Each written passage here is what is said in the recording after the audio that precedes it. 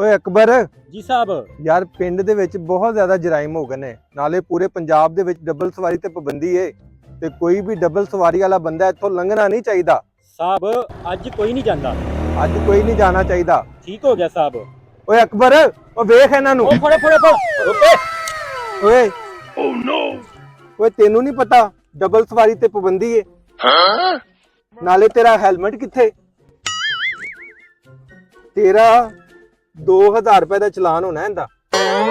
ਉਹ ਸਰ ਜੀ ਉਹ ਚਲਾਨ ਭਾਵੇਂ 4000 ਦਾ ਕੱਟ ਲਿਆ ਜੇ, ਮੇਰੇ ਭਰਾ ਦੀ ਲੱਤ ਟੁੱਟੀ ਏ, ਮੈਂ ਤੇ ਹਸਪਤਾਲ ਲੈ ਕੇ ਜਾ ਰਿਹਾ ਸੀ।